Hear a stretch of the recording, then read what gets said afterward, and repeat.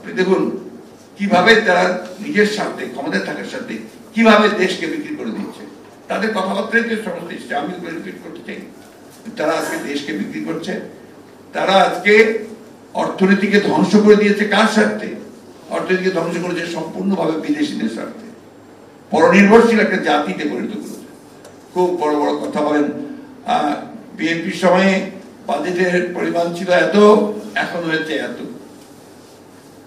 আরে বিএনপি দেশটাকে ভালোবাসতো, দেশটাকে ভালোবাসতে বলে তারা হিসাব করে চলতো যে জনগণের উপরে এই করের বোঝা, ঋণের বোঝা আমরা চাপাবো না। আজকে তো সমস্ত কিছু ঋণের বোঝা পড়ে গেছে।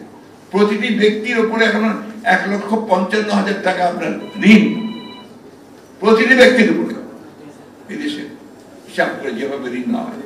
আবার বাজেট দেয়, সেই বাজেটের মধ্যে জনগণের সমস্যার সমাধানের কোনো কিছু নেই। যে ইনফ্লেশন, সেই ইনফ্লেশন বন্ধ করার কোনো ব্যবস্থা নেই, সেটাকে রোকার কোনো ব্যবস্থা নেই, তারা সেটাকে আরো বাড়ানোর জন্য যাতে করা করেছে।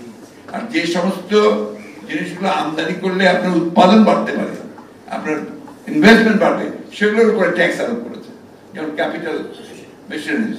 এটা আপনার নতুন কারখানা তৈরি করতে সাহায্য করবে, যে কোনো মেশিনেই সেখানে ট্যাক্স বাড়িয়ে দিয়েছে যাতে করে আপনি এটা না আনতে পারেন। আজকে দুঃখ হয় যখন কিছু কিছু আপনাদের কালিগসরা আছেন যারা আপনার এই সরকার খুব প্রশংসা করে, কিছু বুদ্ধিজীবী আছেন তারাও প্রশংসা করেন। আমাকে যদি একবার কি তারা তাদের বিবেককে জিজ্ঞেস করেন যে আজকে এই সরকার কোথায় নিয়ে গেছে দেশটাকে।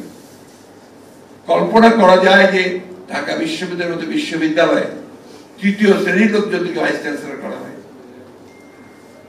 করা হচ্ছে, তো বাস্তব সত্য কথা তো এটা। যে বিশ্ববিদ্যালয়টি বেঁচে থাকার চেষ্টা করে নিজেরা, তাদের সেখানেও তার ছাত্রলীগ ঢুকে দিতে